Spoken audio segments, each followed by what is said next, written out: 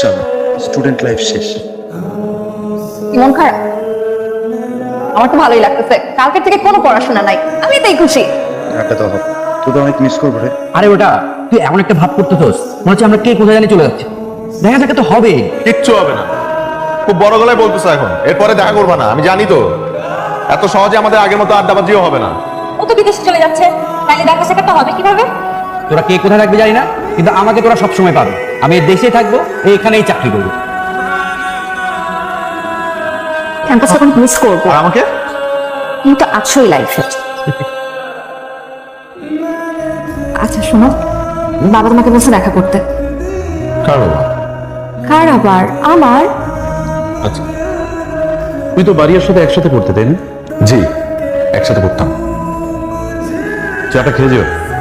Uncle আমাদের শেষ, তোমার সাথে আমার কথা শেষ।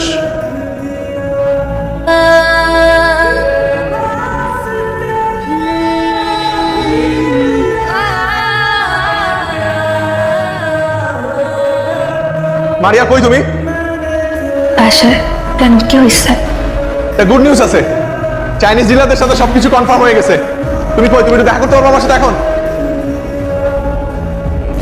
হ্যালো হ্যালো মারিয়া, কি হয়েছে? আমার বিয়ে ঠিক হয়ে গেছে মাহির। বিয়ে ঠিক হয়ে গেছে মানে কি বলতেছো?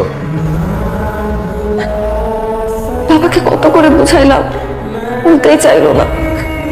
কোথেকে ইঞ্জিনিয়ার ছেলে ধরে আনছে, হ্যান্ডসাম স্যালারি, ব্রাইট ফিউচার।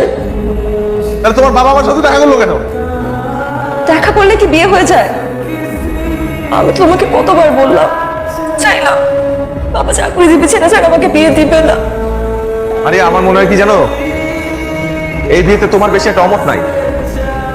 বুঝতে পারতেছি না, আমি জানি না, আমার কিছু ভালো লাগতেছে না, আমার অস্থির লাগতেছে। অস্থির লাগতেছে না? অস্থির লাগতেছে, অস্থির লাগতেছে তোমার? তোমার আমি একটা help করি। যে ছেলেটার সাথে তোমার বিয়ে ঠিক হয়েছে না, ওই ছেলেটারই বিয়ে করে ফেলো। আসলে আমার মতো এত ছোটখাটো একটা ব্যবসায়ীর সাথে তোমার তোমার যাই না, ওরই বিয়ে করে ফেলো। হ্যাঁ কি একটু রিলিফ লাগতেছে না এখন? মারে, গুড বাই। আর কখনো আমি তোমাকে ফোন করবো না। ভালো থেকো।